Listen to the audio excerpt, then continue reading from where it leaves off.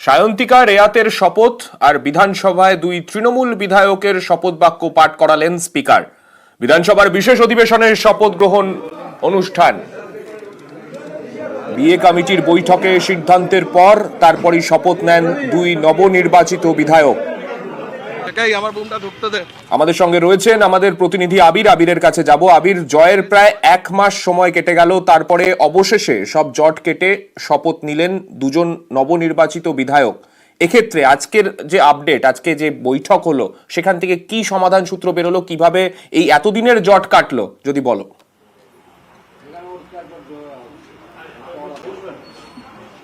দেখো, প্রথমত হচ্ছে যে গত 1 মাসের একটা দীর্ঘ সময় জুড়ে দেখতে পাওয়া গিয়েছে যে বিধানসভা এবং রাজভবনের মধ্যে বারবার ধরে চিঠি চালাচালি হয়েছে। যদিও এদিনকে বিধানসভার অধ্যক্ষ তিনি স্পষ্টত উল্লেখ করেছেন যে তিনি যে চিঠি রাজভবনকে পাঠিয়েছিলেন সেই চিঠির যথাযথ কোনো প্রত্যুত্তর তিনি এখনো পর্যন্ত গ্রহণ করেননি। এরই মাঝে দাঁড়িয়ে একাধিকবার কখনো রাষ্ট্রপতির কাছে চিঠি, কখনো উপরাষ্ট্রপতির কাছে চিঠি বা বিভিন্ন সময় যারা জয়ী নির্বাচিত প্রতিনিধি ছিলেন তাদের তরফ থেকেও বিভিন্ন সময় আবেদন করা হয়েছে। গতকাল রাতের বেলা রাজভবনের তরফ থেকে একটি বিবৃতি প্রকাশ করা হয় এবং সেখানে তারা উল্লেখ করেন যে বিধানসভার ডেপুটি স্পিকার আশিস বন্দ্যোপাধ্যায় তাকে শপথ বাক্য পাঠ করানোর অনুমতি দেওয়া হচ্ছে। যদিও আশিস বন্দ্যোপাধ্যায় গতকালকে তিনি অস্বীকার করেছিলেন এবং তিনি জানিয়েছিলেন যে এই দায়িত্ব তিনি পালন করতে পারবেন না, তার কারণ নিয়ম অনুযায়ী অধ্যক্ষ অধিবেশন পরিচালনা করছেন, অধ্যক্ষ তিনি এখানে হাজির রয়েছেন, ফলে তার সামনে বসে কোনোভাবে তার পক্ষে এই শপথ বাক্য পাঠ করানো সম্ভব নয়। এবং আজকেও যেটা স্পষ্টত দেখতে পাওয়া গেল যে বিধানসভার অধিবেশন কক্ষের মধ্যে লাগাতার বিভিন্ন নথি ধরে ধরে বিভিন্ন আইনানুগ প্রক্রিয়াকে ধরে ধরে বিধানসভার অধ্যক্ষের তরফ থেকে ব্যাখ্যা দেওয়া হয় এবং তারপরে বিধানসভার ডেপুটি স্পিকারকে বলতে বলা হয় যে তিনি যেহেতু রাজ্যপাল তার নাম অনুমোদন করেছেন এই বিষয়ে তিনি কি জানাবেন, এবং সেখানে তিনি একই কথা উল্লেখ করে বলেন যে তার কোনো ধৃষ্টতা নেই শপথ বাক্য পাঠ করানোর, কারণ যে স্পিকার তিনি বিধানসভার অধিবেশন কক্ষের মধ্যে তিনি নিজে উপস্থিত আছেন। এবং তারপরেই দেখা গেল যে সায়ন্তিকা এবং রেয়াত এই দুজনের শপথ বাক্য পাঠ করালেন হচ্ছে বিধানসভার অধ্যক্ষ।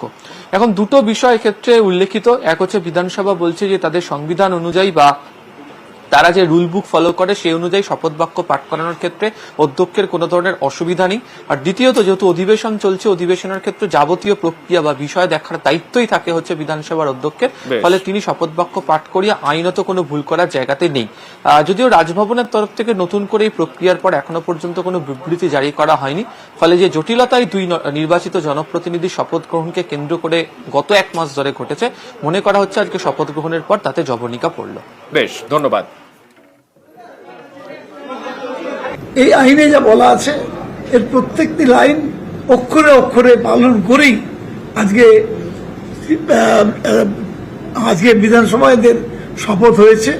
কিন্তু যেহেতু স্পিকারের খবরটা পাওয়া গিয়েছিল আজকে সকালে, হলো ডেপুটি স্পিকার পেয়েছিলেন, ডেপুটি স্পিকার বিধানসভায় স্পিকার সেই কথা উল্লেখ করেন যে রাজ্যপাল এই চিঠি দিয়েছেন, ডেপুটি স্পিকারকে বলেন এবার আপনি বলুন।